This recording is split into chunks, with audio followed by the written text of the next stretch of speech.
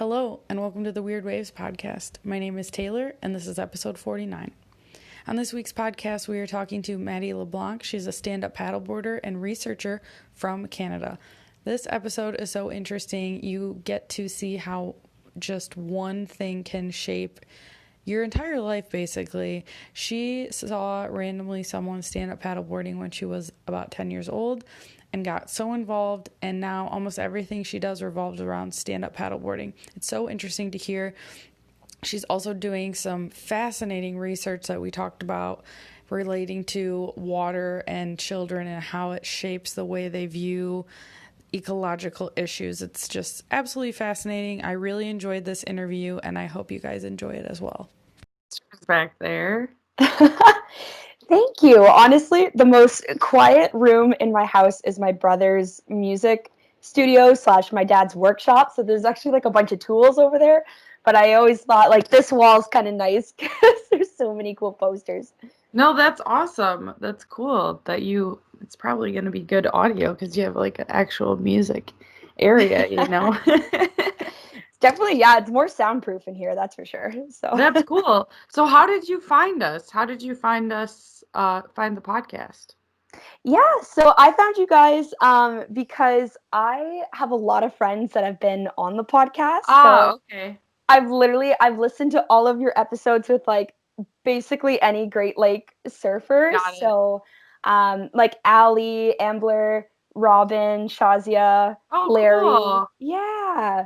Oh, Yeah, that's I love awesome. all of them. Oh, yeah. Oh my gosh, yeah. Well, I always talk about the Canadian Great Lakes surfers. It's a little like it's different. You guys are all so, I feel like, connected in this really cool way. It's just always so unique, and one person always like goes, you meet the next person somehow, and that's how it kind of like that's how we get people on the podcast. At That's least the right. Canadian surfers, they're like, "Oh, you should talk to this person." You're like, "Okay." Oh, it's so true. Like, right now I'm at Brock and I'm doing my master's there. So in research, we call that like the snowball like sampling effect when Okay. you talk to like one person and then they tell you, okay, well, I know somebody else that you can talk to. And then you keep Uh, getting your data from all those people. So I think like just even listening to your past episodes, like I feel like that's definitely what happened with yeah, Canadians. that is what happened. That's funny. So, what are you studying? What research are you studying? I'm doing my master's in outdoor recreation in the Faculty of Applied Health Sciences. So I really get to combine actually my passion for stand-up paddleboarding in my research as well as environmental sustainability. So I really, really like what I'm studying. It's pretty Yeah, cool. that's cool. I didn't. So, what is that? How do you apply that in, like, how will that be applied in the future? How does that work? Well, I'm hoping that it'll be applied in the future with whatever job or career that I end up in. Hmm. Because I find, especially in the world of school and like academia, is that a lot of research and knowledge is produced. And it's like, okay, great. Like you found this really cool new piece of information that should be shared with the rest of the world. But oftentimes it kind of just gets stuck in a journal article or you don't Mm. see it being applied to real life very often. I mean, I'm only a year into my master's, so I could be wrong about that. Like maybe a year down the road when I'm defending my thesis, I can see more areas where the knowledge is applied. But yeah, I'm hoping like the goal of my master's is that the information that I gather from my study, I'm really hoping to be able to take it into outdoor education and my research has to do with children, so I'm hoping like to improve lives for children and nature. So yeah, it's pretty exciting, but we'll see.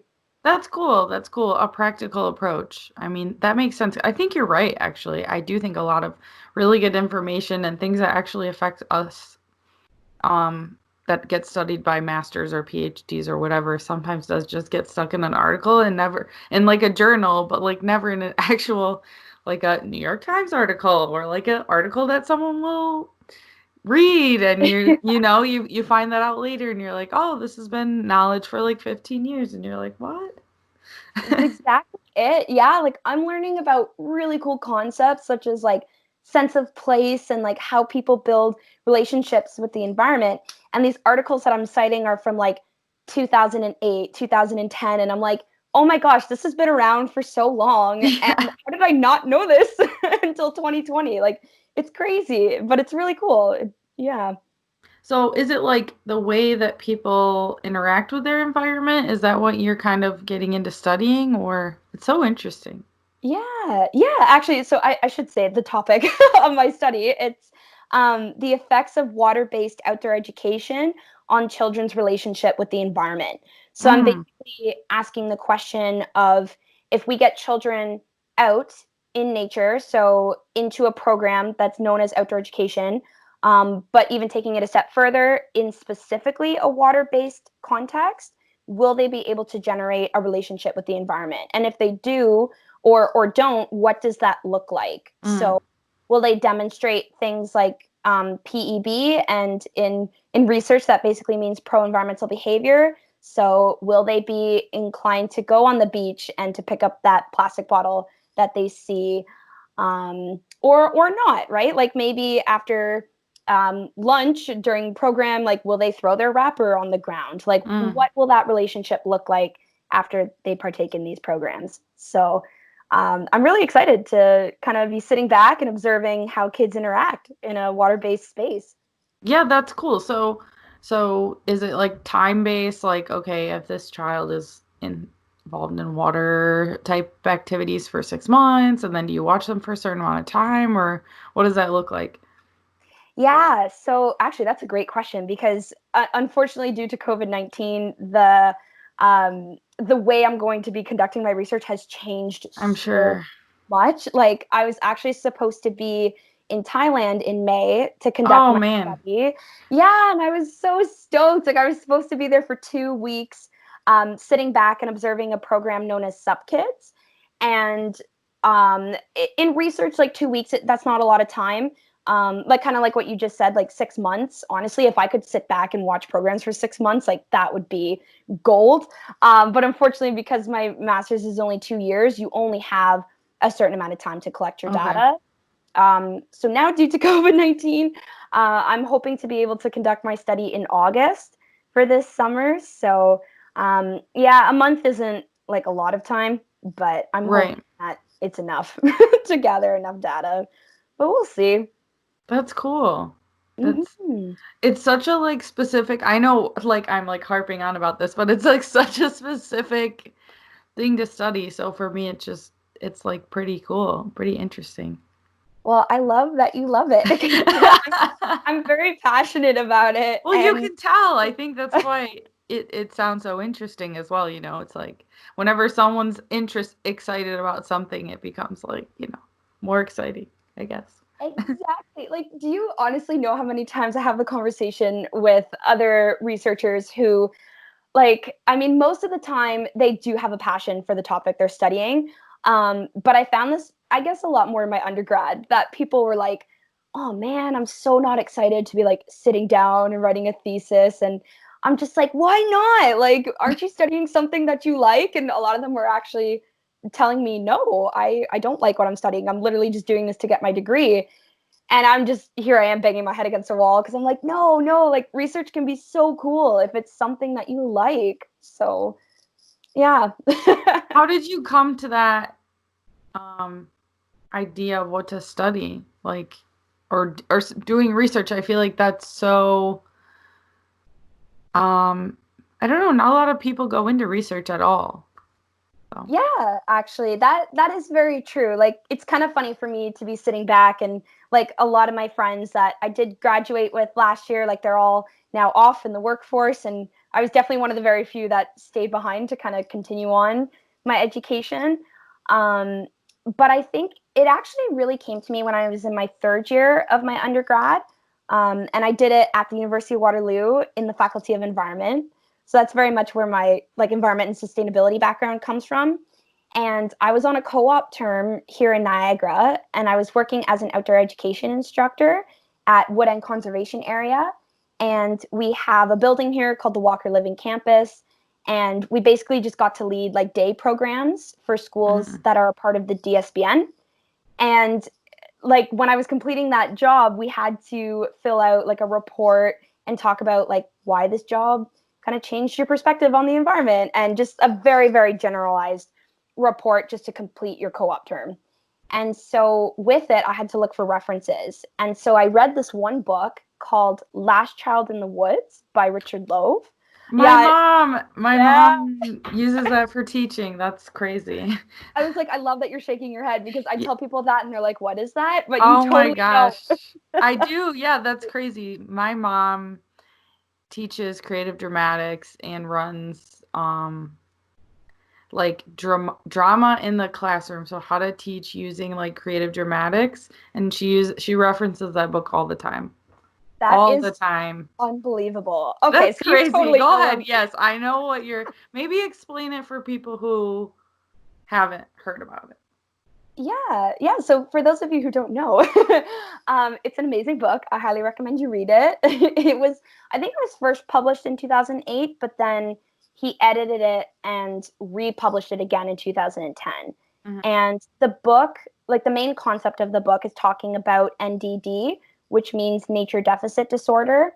And when I first read about it, I was like, oh my God, this is actually a term. Like, what does this mean? And it basically means that there's consequences for children when they receive like less environmental exposure. So when they're not immersing themselves in nature enough, so they experience things like lack of development and motorized skills, lack of risky play. Like they're not putting themselves in these situations to really challenge their mind and their bodies. And really, nature is very unique that some of those experiences children can only get in nature. So he's saying, like, one of the biggest points is that children don't have the ability to understand their role as being a potential steward of the environment, because they're not immersing themselves in nature. And because they're not doing that, they're not seeing how their day-to-day actions are affecting the environment that's around them. And so when I heard about that, I was just like mind blown. I couldn't believe that. Like that was my whole childhood, was growing up playing. I literally have a forest right beside my house. So I was there like every day. Getting on the water was kind of more so in my later teenage years.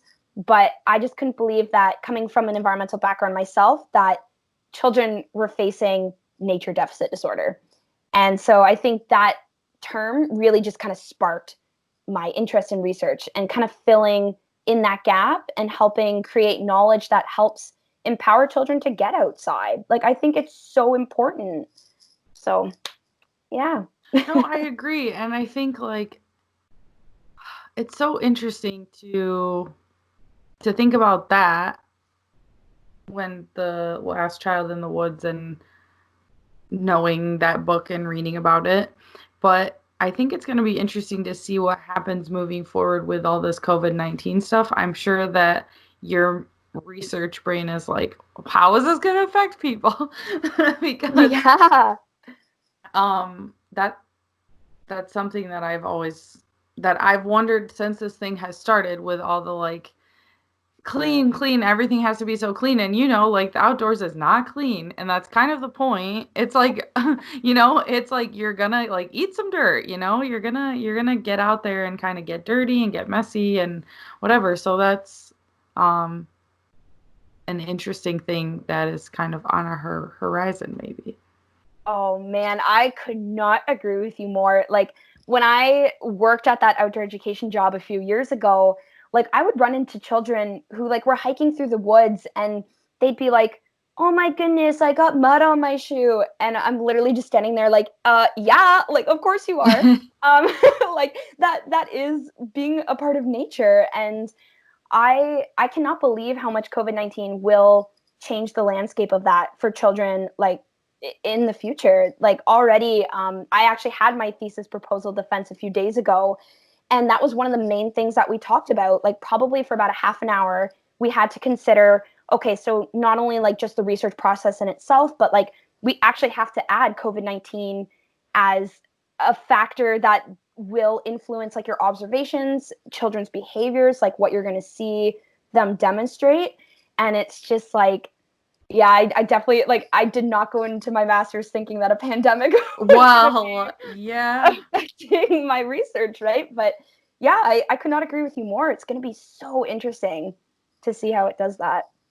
Yeah, I mean, it's strange times for everybody, but I would be super interested. We'll have to, try to get your information out there in a different way as soon as you come across it, because I'm sure it's interesting for, you know, not just me. I'm sure it's interesting for other people that, are outdoorsy, that have kids, that are also outdoorsy, that maybe don't, because I don't know, I think most parents want to do what they think is best for their kids, and I think that they don't understand like what you're talking about, the things that can happen when you're like too safety cautious with your kids, I guess.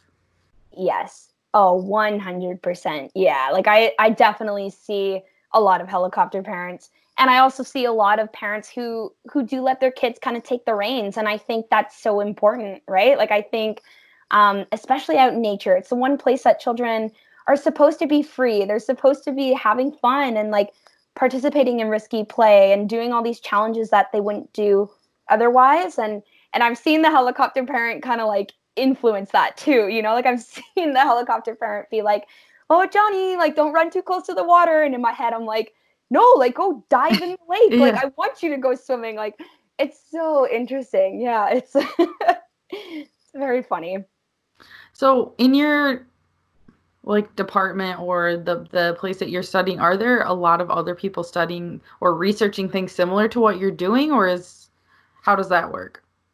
Yes. So actually, I think the very unique thing about my study, and definitely completing a literature review helped me realize this, is that there is a lot of research on water based outdoor education, but none of which includes the activity specifically of stand up paddleboarding.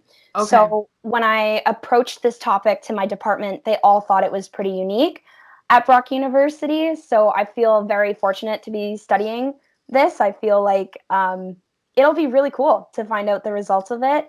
And yeah, I'm surrounded by super passionate people at Brock and professors who have immersed themselves like kind of around the topic, but none of them are like super, super in it, if that makes any sense. Like it's kind of just unique enough that it's different. That's cool. That's cool. How did you get into stand-up paddleboarding? I got into stand-up paddleboarding when I was 10 years old, and to me it's a unique story too, because I think like I never grew up really around the water. Like I'm from Welland, Ontario, so we're like located right in the heart of the Niagara region, and we have this big body of water that runs right through the middle of our town. It's called the Welland Canal, and I never played on in or near it. Like never ever Yeah. was like really exposed to that body of water. Um, but when I was 10 years old, my family and we were vacationing up north, so on Lake Huron. There's a town called Sauble Beach. I'm sure you probably have heard of it before because there's tons of Great Lake surfers up that way too. It's not too far from Kincardine. It's Okay, maybe yeah. like an hour up the coast. Okay. And yeah, so I saw these two men one day, like we're all just hanging out on the beach, and these two guys were bringing out these giant yellow Nash SUP boards. And being a kid, I was like, are those giant bananas? Like I Yeah. just had no idea what they were. So they went out and they paddled around the lake, and I looked at my parents and I was like, what is that? Like I was always that kid that wanted to try like any activity, any sport. And so I saw that and was like, oh my God, I want to try that. So the two men, like they came in, and my parents looked at me and they said, Maddie, like you got to go and ask them what those things are. And I was like, oh no. Like I just kind of like froze. Like I was very, very shy. And I was like, no, no, no, I'm not going to do it. And my mom looked at me, and I'll never forget. She said, Maddie, if you don't go up to them, you're going to regret this for the rest of your life. And boy, was she right, because that moment really truly changed my life. I ended up going up to them. I asked them what those things were, and they said, "Oh, these are stand-up paddle boards. Would you like to try?" And they let me try them, and it was so much fun. Like just hopping on a board that day, and the perspective of the lake, of the water below me.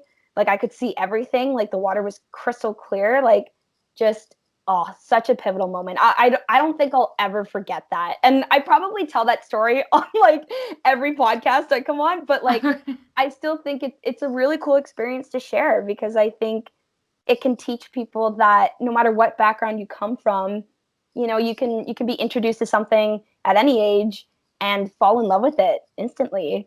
And I think the water does that for a lot of people. I think so too. I think it's like a magnet for a lot of people.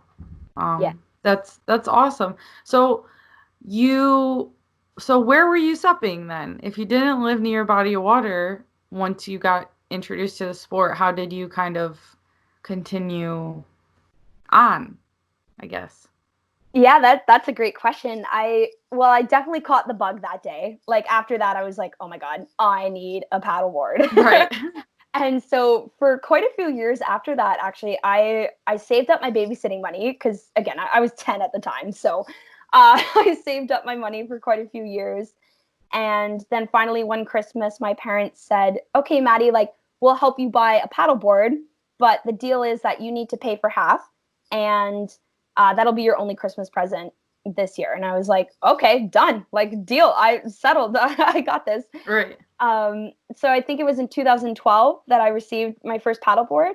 And then I was actually able to take it out in the spring of 2013 onto the Welland Canal. So in Welland, I'm probably about 5-10 minutes away from the water by driving. So I wouldn't be able to like, unfortunately, put my board on a bike or anything and hop over. But yeah, it's not too far away by car.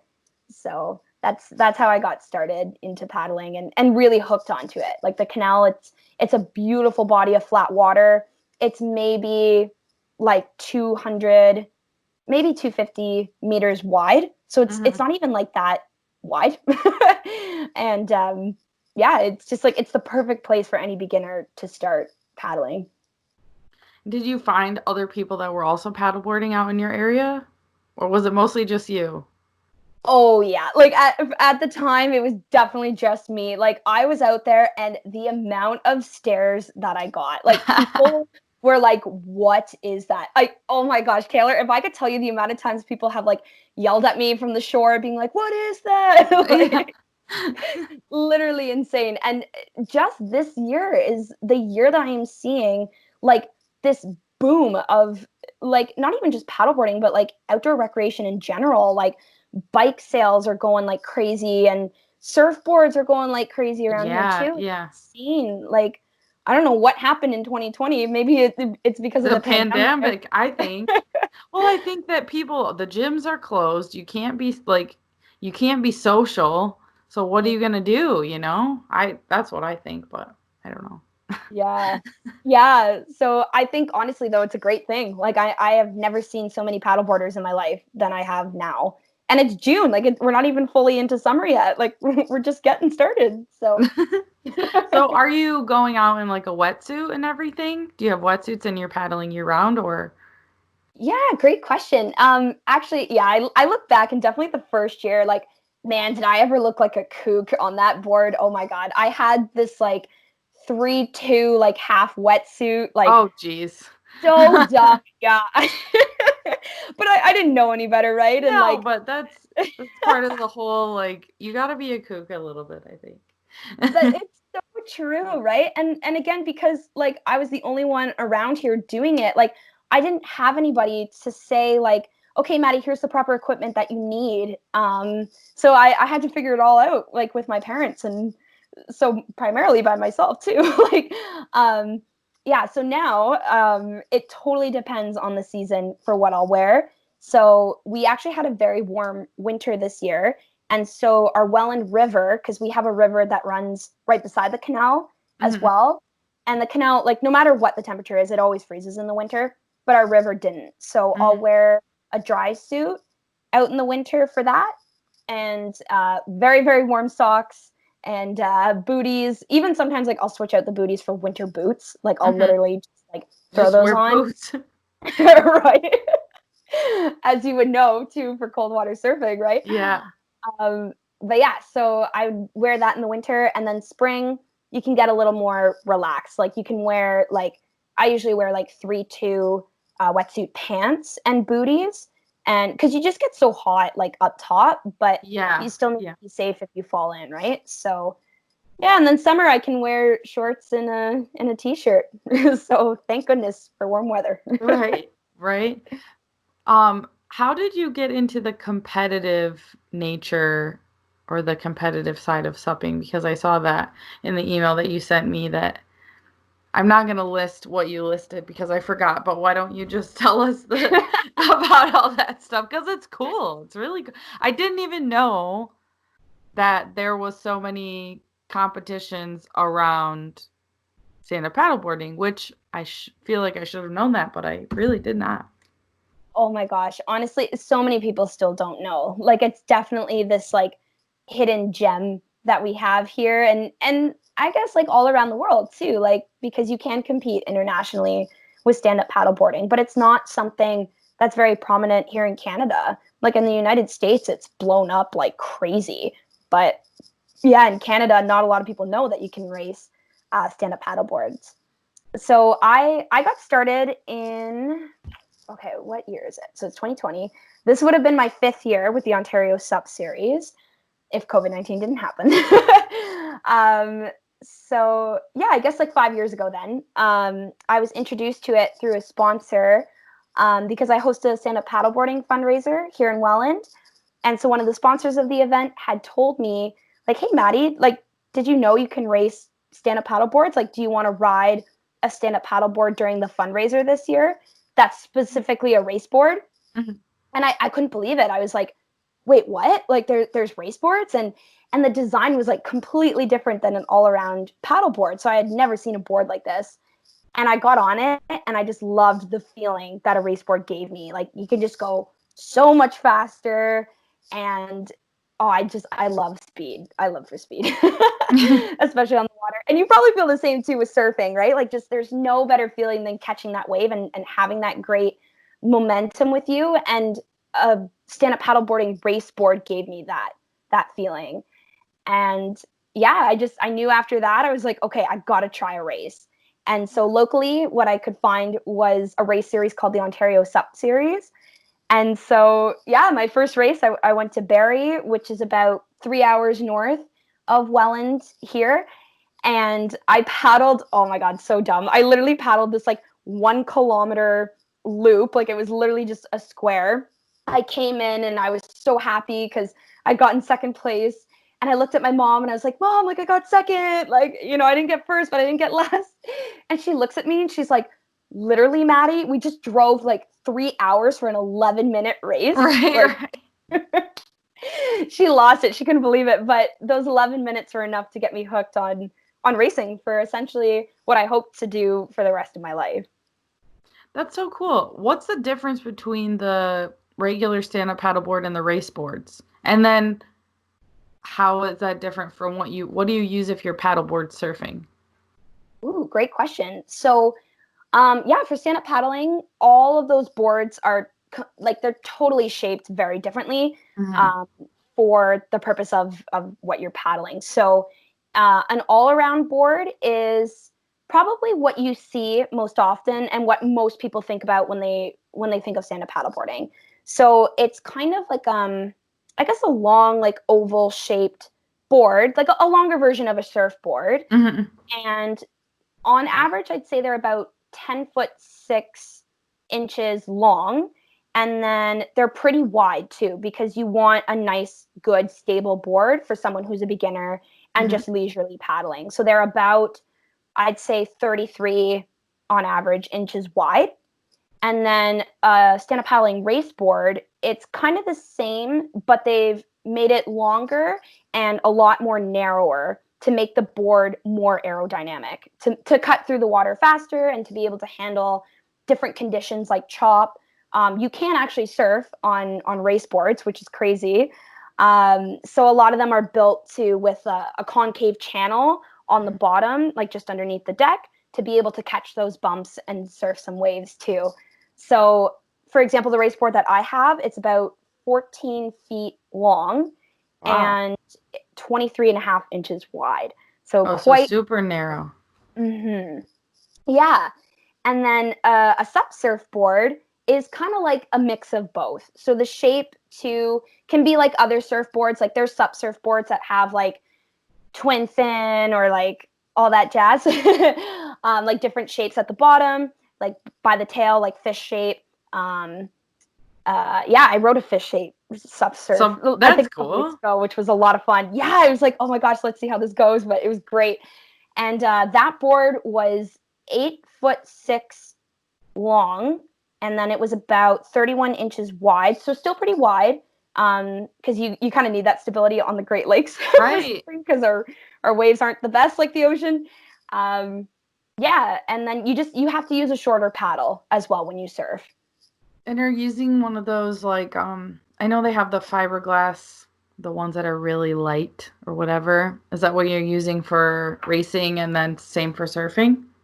Yep. Yeah, same thing. Like most of the boards, like an EPS foam base, and then covered with fiberglass, epoxy resin, like Yeah. all that jazz. Yeah. Yeah, so definitely when I'm surfing, it's funny. I'm so much more like particular about my board because I'm always worried about like dinging it. Whereas like I don't know why in racing it's the same materials, but I just find like my paddle doesn't like bang the side of my board as often, or like I'm not worried about rocks or things like that. Versus when I'm surfing, it's definitely a lot more gnarlier. That's yeah, yeah. Yeah, that's cool. I did try sub surfing. It was not. No way! Oh my Oh, gosh, tell me yeah, about it. I just think it's so for me, and I know everybody has different tastes, but for me, it was so awkward to have something in my hand. I just could not like I couldn't do all of those things at once. Like it was just too much. And I've subbed. I used to like at Third Coast, I used to do like sub tours and sub lessons, just very base level, but I at least know how to do that. But you give me a bump on the lake on that thing, and guess what? I'm off of it. Like it is not. I don't know why, and I feel like I talked to Robin about this too. Like there's just something about the transition from like trying to catch a wave and then I don't know. I'm so used to the popping up aspect of surfing that it just, nope, did not work out. Not saying it won't ever work out, just saying that, So when I see people sub surfing, I think it's so cool because then you got this, you know, and they're like dragging the paddle in the thing in the ground or in the water to maneuver around. I just think it looks cool. You know what? I totally agree. And I think too, like I'm also like kind of opposite of you. Like I envy surfers because I'm like, man, my pop-up sucks, but like I can totally stand on a board, and I love the perspective that I have because I can I'm see sure. a set coming in, so I know. Whereas like so a couple weeks ago, for example, I was out in Port Coburn surfing, like SUP surfing, and I was like one of the only people on a SUP surf.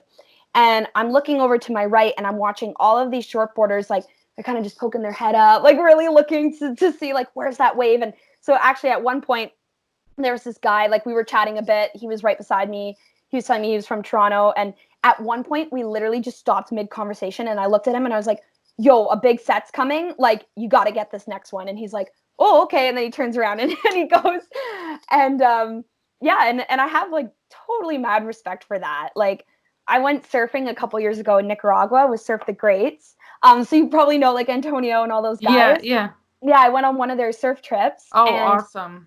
yeah, it was pretty funny. Like that whole trip, like people were making fun of me. They're like, Maddie, like where's your paddle? And I'm like, shut up, guys. I'm enjoying this 8-foot foam wave storm right Yeah. now.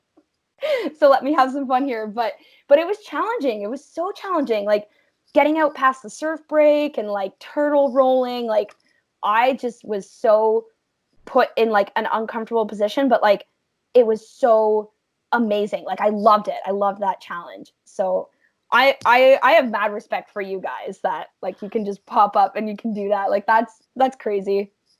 Well, I think it's mutual because, like I said, man, I tried the sub surfing, and the thing is that, and this sounds rude, but I think as surfers we think that it's super easy, and I know, especially when I lived in New Zealand, man, those boys hated the suppers. They hated them. Oh, Oh my hey. God, yes. It was like because it was so competitive, and I think it was because you guys can see the waves first, and so you can position yourself in the right spot. And I mean, the suppers where I was living, they weren't like getting the peak and getting right in like the best part of the wave, but sitting a little bit outside, a little wide, and catching like not the reform, but the smaller section of the wave.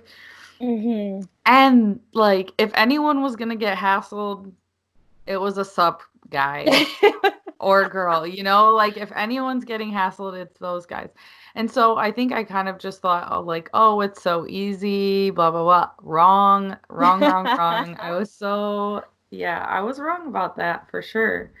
Oh, There that's was, hilarious. oh, well, again, kook move, right? Like, oh, it's so easy to be a SUP surfer. You guys are so lame. And then, oh, actually, nope, nope, nope, nope, nope. Wrong.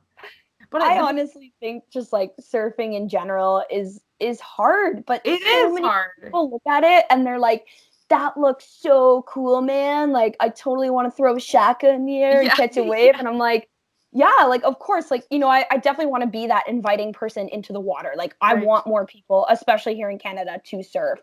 But I warn them, I say it's not easy. Like it's really not easy. And especially with the Great Lakes waves that you've talked to probably everybody about. It's hard to catch waves. And people are like, yeah, no, it's okay. And then I watch them come in from a session and they're like, yeah, I just got pounded. And I'm like, yeah. Well, and that's the thing I used to tell people too, is I'm like, yeah, get a surf lesson first time. And then you just gotta go like eat shit for like 2 months straight. Like that's how you actually like learn. I'm sure it's the same with like supping or sub surfing. Like you kind of have to make some mistakes to learn what your style is, what works for you, different things work for you, but that like it's hard. It's super hard. Yes, I totally agree because honestly, like surfing on the Great Lakes, that's how I was introduced to it. I took a lesson with Surf the Greats Mm-hmm. because what had happened was they were also a sponsor for my fundraiser back in, I think they joined us in 2015. Mm-hmm. And so when I found out that you could surf on the Great Lakes, like I just kept an eye on all of their like forecasting workshops and their lessons because they said like literally, I think it says somewhere on their website like they go wherever the wind blows because that's the only way we're going to get waves here. Mm-hmm. And I'll never forget, I think it was like a Saturday night, I got like this notification. They were like, okay, Maddie, like we're going to do a lesson tomorrow morning, like 6 a.m., Port Colborne. And for me, that's like my closest wave break. And I was like, okay, sure, done. Like, let's do it. And I pulled out like my SUP wetsuit. I didn't even have a hood. I think the instructor, his name's Maddie, he was like, yeah, you can borrow my hood. And I was like, okay. And I think it was like November. And here we are, like just on a random Sunday, like trying to play in the whitewash and go surfing. And I would highly recommend that for everybody. Like, I think a lesson is so needed, especially on the Great Lakes. Because even that, too, you can look at whitewash and you can be like, okay, well, that's nothing. Like, that's not even a wave. But then you get out there and you still get pounded. Like, it's crazy. The waves, the lake waves it's a different monster. That's for very sure. It's a totally different monster. So what is the fundraising thing that you mentioned a couple times? What is that and is that your fundraiser? Yeah, it is. I do like to say, though, it's very much a family initiative as well. Like, even Mm-hmm. though I had the idea for the fundraiser, I would not be able to do it without my family. Like, they have Mm-hmm. always been my number one support team, and they help me with all the behind the scenes. So I guess, like, to say, like, we all founded it in 2014, and it came from just an idea of me being introduced to stand-up paddleboarding, like, at the perfect time. So I think I told you, like, I first got out in 2013, like with my own board. But in previous years, so in 2011, I lost two friends of mine to two different types of cancer. Mm. Julia Turner, she was my high school classmate, and she passed away when she was 15 due to glioblastoma. And it's a very aggressive form of a brain tumor. And then earlier that same year, in March of 2011, I lost my next door neighbor, Lynn Lambert, who was a local high school teacher here in Welland. And she was about 37 when she passed away due to a rare form of skin cancer. And so like losing two people in the same year was like, I tell people all the time, I have no words for it. Like, it was just one of the most horrible and traumatic experiences that not only I experienced, but my whole community. Like, Welland loved these two young ladies. And so when they passed away, I just like had this hole in my heart that I was like, man, this sucks. Like, I gotta fill this somehow. Like, how am I gonna do this? And I think because stand-up paddleboarding came along just a couple years later, when I first started taking it out on the canal, I had thought about what I was looking like down on and said, hey, like, what if I make a fundraiser out of literally what I'm standing on right now? And in Canada, like, our most prominent person for fundraising is Terry Fox. He's quite a big icon for like running across Canada for his Marathon of Hope. So in my head, I was like, oh, that's cool. Like, Terry Fox ran a distance, so why don't I like paddle a distance? And again, the Welland Canal was really the only place I knew of around here. And so I paddled 10 kilometers down the Welland Canal in 2014 to raise funds for brain cancer research. And since then, it's taken off into a community initiative. So every year people come and join me for the paddle. Like, the first year I did it solo, but after that it was like, hey, whoever wants to come out on not only like a paddle board, but I think we had an OC1 one year come out, canoes, kayaks, like anything you want, any paddling craft, come on out. And so this year was supposed to be year 7. So we've been running it for quite a while now, and it's been really, really fun and really a great way to give back to two amazing people. That's awesome. Yeah. Yeah, that's such a great idea. And did you, when you find sponsors, how does that work? Do they sponsor you per mile, or I mean per kilometer, or how does that?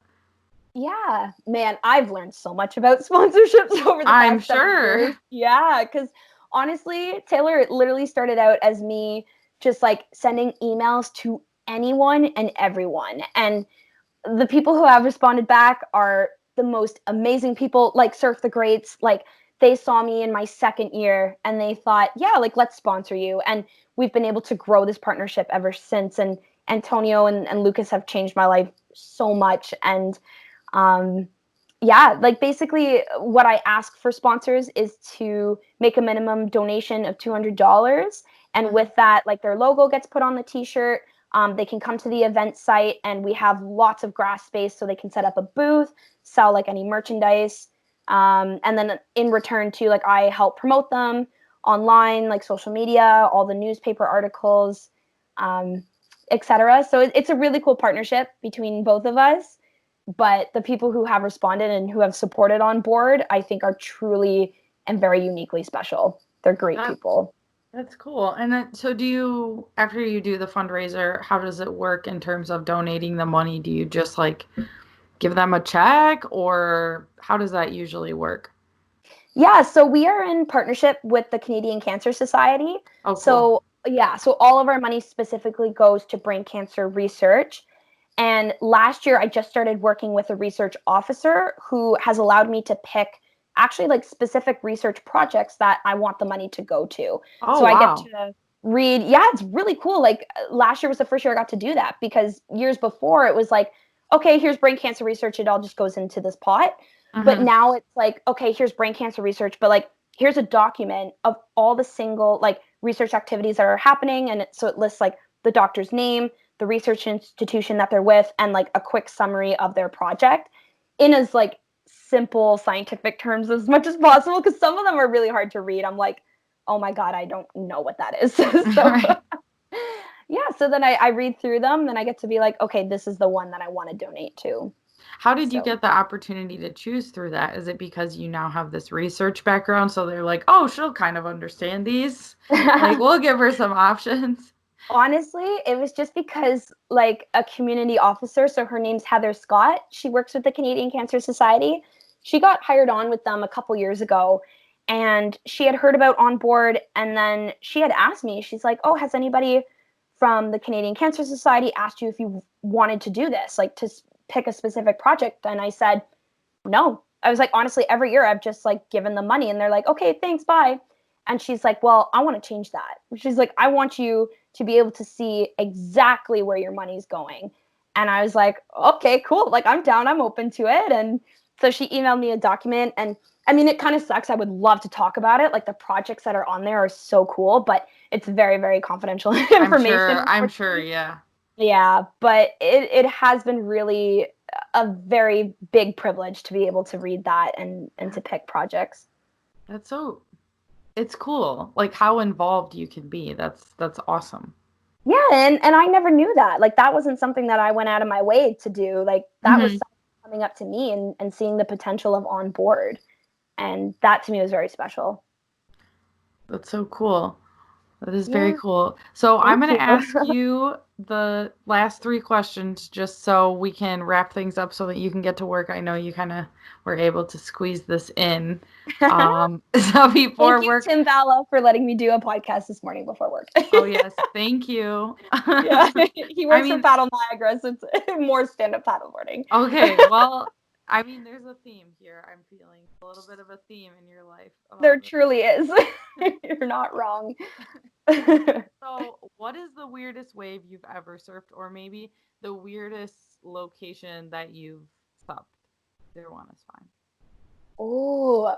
Oh, you know what? I should have known this question was coming because I've heard so many of your podcasts, and I didn't even think of this question. Wow. It's funny because everybody gets surprised with this question, even though it's in the email I sent to everybody, but every time I ask it, people are like, wow, what a question. Question. But you know what, though? This is like my favorite question, though. And especially because your name is Weird Waves Podcast. Like, that's so brilliant. Like, congrats for you for coming up with that. Oh, thank you.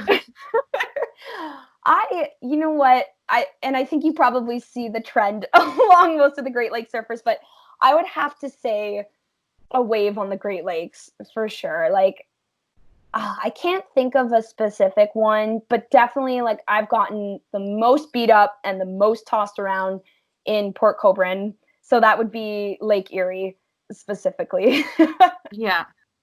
Yeah. Yeah. And what was your biggest oh shit moment while stand-up paddleboarding? Like your biggest, like, maybe it was super gnarly or it was a sketchy situation or something like that. Yeah. Okay, I would definitely have to say it was in 2018. I had the opportunity to be on Team Canada, actually, to compete at the ISA World SUP and Paddleboard Championships in Henan, China. Oh, wow. And we paddled. Yeah, it was so cool. Like, we paddled in the South China Sea. But for me, that was like the biggest waves I've ever experienced on a stand-up paddleboard. Like, I thought Nicaragua was insane, but like, oh my God, absolutely not. Like, you are on twice of big of a board as you are surfing. And the one day, it was before our technical racing, so we had gone out to train. And my one friend Ariel, she's like, "Hey, Maddie, Kate, like, we're going out into the waves now." And I'll never forget standing on the beach and just seeing these like monstrous waves just crashing. And I was like, oh my God. I literally was like, how am I going to handle this on a stand-up paddleboard? And kind of like you described earlier, right? Like, sometimes it can be very awkward with a paddle in your hands. And I mean, luckily you have the timing of the ocean that, because it comes in sets, you can pick your window to get the out there. Right. But yeah, there were times like I definitely, like, I got smashed around so much. Like, I definitely learned the timing of the ocean and how important that is. And I'll never forget the one time I made it past the wave break. I will never forget this wave that, like, it had just missed like its breaking point by the time the nose of my board had gone up and over it. So literally for me, I was like, I am paddling over a mountain of water. Like, and I think when I was doing that, I just was like, oh my God, don't fall off, don't fall off, don't fall off. Like, so I would have to say that for sure for me was my biggest oh shit moment, like realizing just the power of the ocean. Yeah. So my last question for you is, what is next for you? What is next for me? Oh man, well, I think I have clearance to do my research for my master's now. So I think again, just combining my passion of stand-up paddleboarding and research, I'll be able to move forward in my career at Brock. And then yeah, I think after that, like, when I graduate, I want to work in something like outdoor education, maybe even start my own SUP kid school here in Welland because it's where I started. So I have a lot of love for the canal now. But yeah, I'm a very also like go with the flow kind of person, just like the waves, No Yeah, pun. yep. But yeah, like I'm so excited to have new experiences. I hope to travel. I hope to definitely surf and sup surf in more places around the world, not just here in Canada, like get out of the Great Lakes a little bit. Yep. Try Yep. some fun ocean swell for sure. And yeah, just honestly just keep having fun. Awesome. Awesome. Well, thank you so much for doing this. This was so fun. What a great way to start my day. Yeah. Well, no, thank you. I am so glad I got to meet you because again, I've heard so many of your other podcasts and I thought, man, this girl's cool. Like I gotta Oh, talk to her. thanks. Like we have to chat. And that was episode 49. I really hope that you guys enjoyed it. I will leave some information about the foundation in the description so that all of our listeners can be a part of it. And yeah, you know exactly what I'm going to say. That I will see you next Monday with another new episode, and it is our 50th episode next week. I cannot even believe that is possible. We have been doing the podcast for almost a whole year now, and it's just incredible. So thanks guys for everything, for listening, and we will see you next week, next Monday for episode 50. Bye.